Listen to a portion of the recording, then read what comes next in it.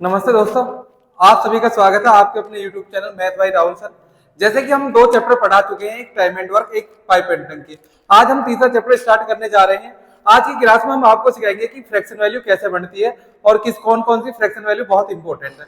ठीक है, तो आज स्टार्ट कर रहे हैं फ्रैक्शन वैल्यू। ठीक है, तो आज बात करते हैं। आधे बच्चों को यह भी नहीं पता है कि परसेंटेज की वैल्यू कितनी होती है। ठीक है, आधे बच्चे मैं जब पूछता हूं तो बताते हैं कि परसेंटेज की जो वैल्यू होती है 100% होती है, पर वो सीधी सीधी गलत है। फ्रैक्शन वैल्यू हमेशा परसेंटेज की 1/100 होती है। कितनी होती है? 1/100।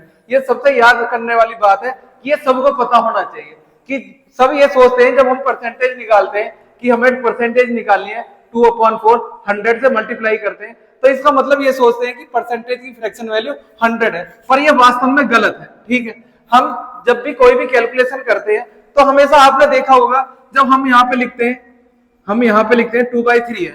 अब जैसे हमें इसमें 100 की गुना करनी है, तो इसका मतलब ये नहीं है कि 100 की गुना किया, इसमें हमने 100 का डिवाइड भी किया है। हमेशा किसी भी संख्या में यदि हम मैथ में सारी बात यही होती है कि जितने से गुणा करते हैं उतने से डिवाइड भी करते हैं, पर ये वाला 100 है, इसे हम ऐसे लिख देते हैं 2/3 इंटू 100 और इसको 1/100 अलग लिख देते हैं।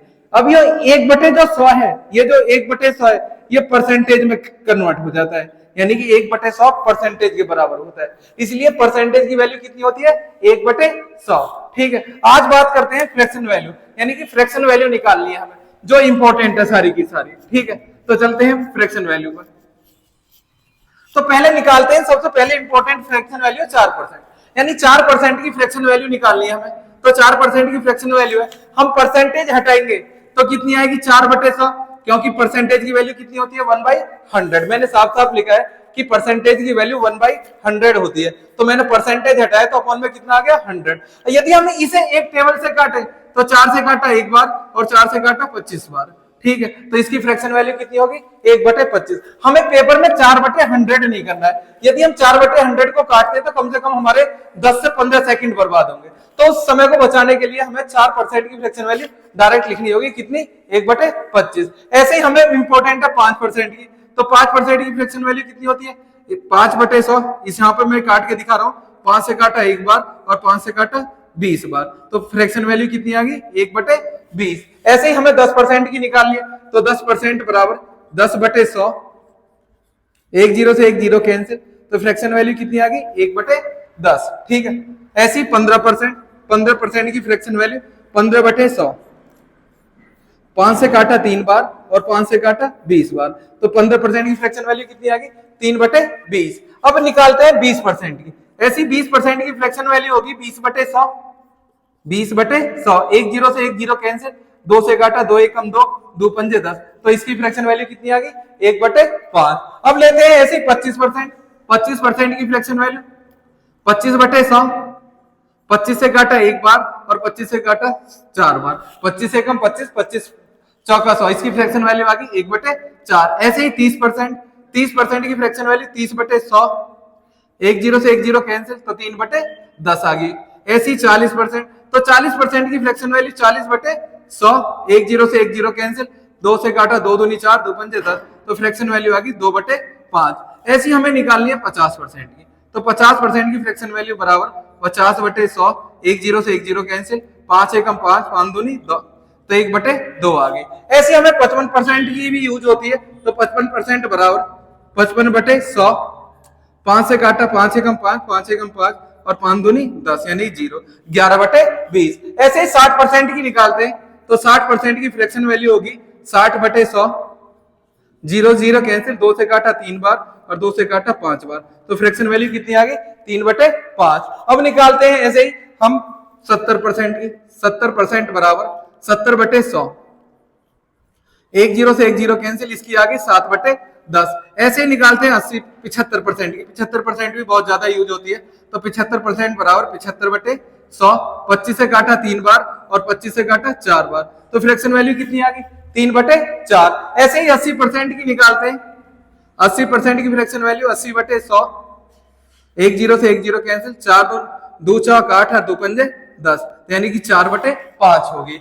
ऐसी हम निकालते हैं 90% की, तो 90% की फ्रैक्शन वैल्यू कितनी होगी? 90/100। एक जीरो से एक जीरो कैंसिल, 9 और 10 किसी के टेबल में नहीं आते, तो फ्रैक्शन वैल्यू 9/10 10। ठीक है, ऐसी 100% की यदि हम फ्रैक्शन वैल्यू निकालें तो 100% की फ्रैक्शन वैल्यू कितनी होगी? 100/100, 100 से 100 काट दिया तो इसकी फ्रैक्शन वैल्यू होगी हमेशा 1। ठीक है, तो बात करते हैं अब आगे के लिए। ठीक है, यहां पर चलते हैं।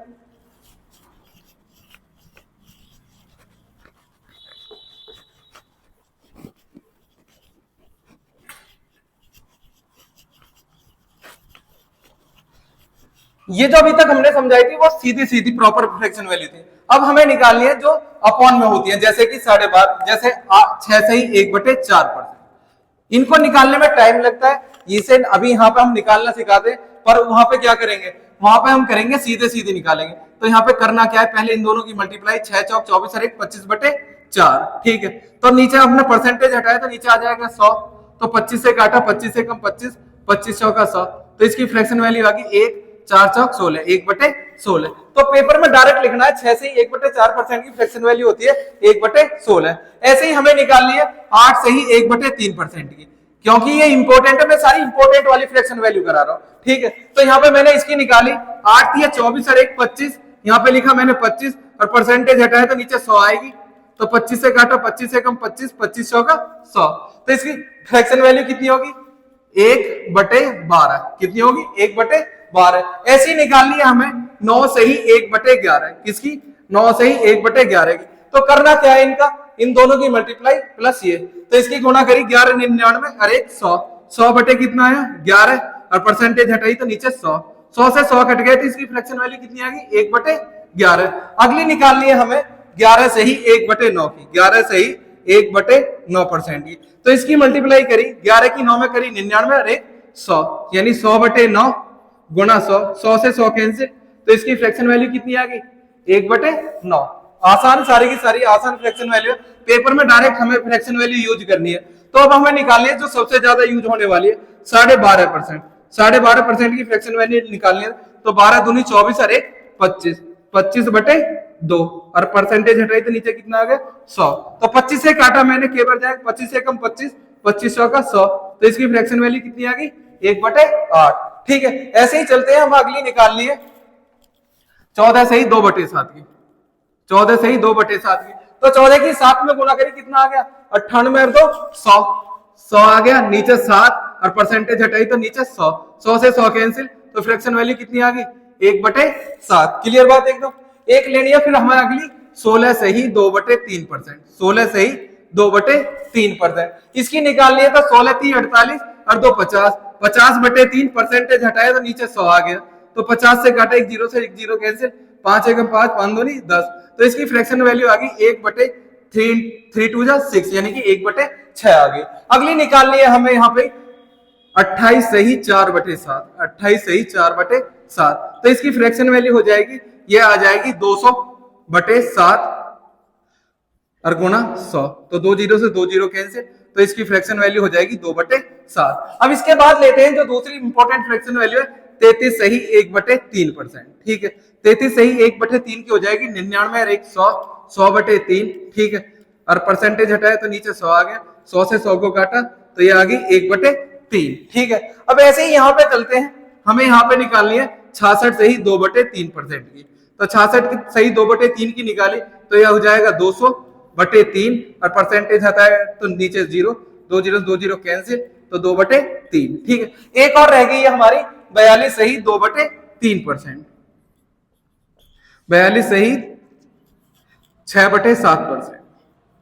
इसकी फ्रैक्शन वैल्यू होगी 300/7 गुणा 100, तो 2 0 से 2 0 कैंसिल, तो इसकी फ्रैक्शन वैल्यू आ जाएगी 3/7। ये जो सारी फ्रैक्शन वैल्यू है ये सारी की सारी पेपर के लिए बहुत ज्यादा इंपॉर्टेंट है। ये हमारा बहुत ज्यादा, यानी कि कम से कम 15 से 20 सेकंड हर क्वेश्चन में बचा कर देती है। यही सभी हमें इस्तेमाल करनी है, इसलिए मैंने पार्ट 1 में सभी को फ्रैक्शन वैल्यू बनाना सिखा रहा हूं, जिससे कि हम नेक्स्ट वाला जब पार्ट करें तो सभी को बढ़िया से समझ में आए। ठीक है, तो यदि आप सभी को वीडियो पसंद आई हो तो सभी चैनल को सब्सक्राइब करें और लाइक करें। धन्यवाद।